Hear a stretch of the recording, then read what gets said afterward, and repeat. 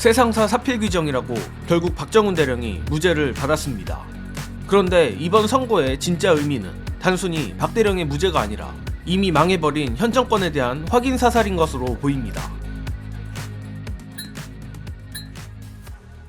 오히려 이런 일로 재판이 열렸다는 것 자체가 붕괴스럽지만 항명 혐의로 기소된 박정훈 대령에게 어찌됐든 천만다행으로 무죄 선고가 내려졌습니다.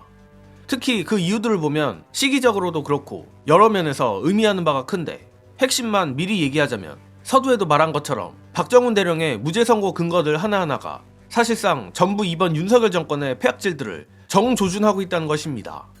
관련해서 오늘자 기쁜 소식 여러분께 공유드리자면 군사법원은 박정훈 전 해병대 수사단장에게 항명 혐의 및 이종섭 전 국방부 장관에 대한 상관 명예훼손 혐의에 모두 무죄를 선고했습니다. 특히 법원은 항명 혐의 무죄 관련해 김계현 당시 해병대 사령관이 구체적이고 개별적 이첩 보류 명령을 했다고 보기 어렵다며 해병대 사령관은 수사단이 군 관련 사건 기록을 지체 없이 넘기도록 할 의무와 권한이 있다. 특별한 이유 없이 이첩을 중단하라는 명령은 정당한 명령으로 보기 어렵다고도 덧붙였습니다. 따라서 이를 한 줄로 줄이자면 문제의 핵심이었던 최해병 사건 이첩 보류 지시는 정당하지 않는 명령, 즉 불법 지시라고 봐도 무방한 것입니다. 사실 애초부터 우리 모두가 일반론적으로나 법적으로나 사건 이첩 보류 지시가 정당하지 않다는 것은 알고 있었지만 중요한 것은 이번 판결이 몰고 올 어마어마한 후폭풍입니다.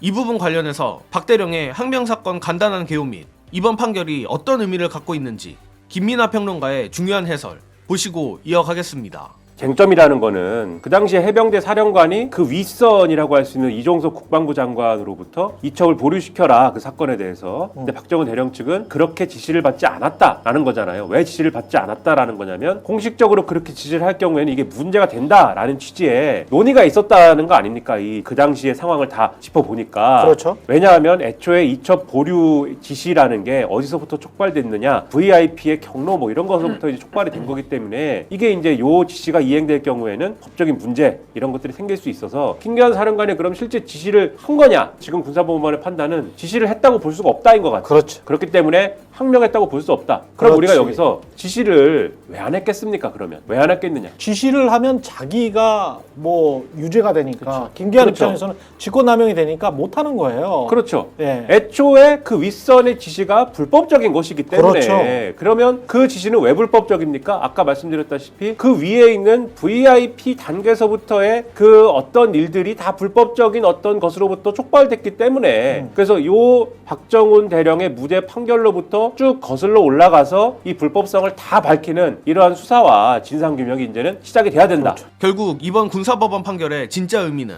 박 대령의 무죄도 무죄지만 내란숙의 윤석열, 이종섭 전 국방부 장관, 김계환 사령관으로 이어지는 불법 지시 카르텔이 드러났다는 게 중요한 것입니다. 물론 이들뿐만 아니라 윤석열의 불법 지시를 따라 박 대령을 모함했던 거수기들을 처벌하는 것도 당연한 겁니다. 아니나 다를까 민주당 의원들이 이번 판결에 대해 적극 지지를 보내면서도 최해병 특검에 다시 드라이브를 거는 것 역시 이번 판결에 이러한 맥락들이 있어서라고 저는 생각합니다. 특히 특검이 더더욱 절실한 이유는 최해병 수사위협 사건의 진짜 몸통이 내란숙의 윤석열이 아닌 김건희와 주가 조작 공범 이종호라는 의혹이 지배적이기 때문입니다.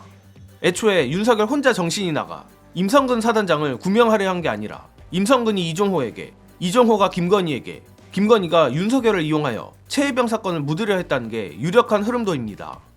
냉정하게 말해 윤석열은 12.3 내란으로 이미 무기징역 내지는 형장의 이슬로 사라지는 미래가 확정적입니다. 그러나 수계의 수계, 김건희의 경우 적어도 아직까진 애매하게 비껴가 있는 것이 사실입니다. 물론 내란 특검마저 부결시킬 정도의 패급 국민의힘이 버티고 있어 특검 통과가 쉽지는 않을 것입니다.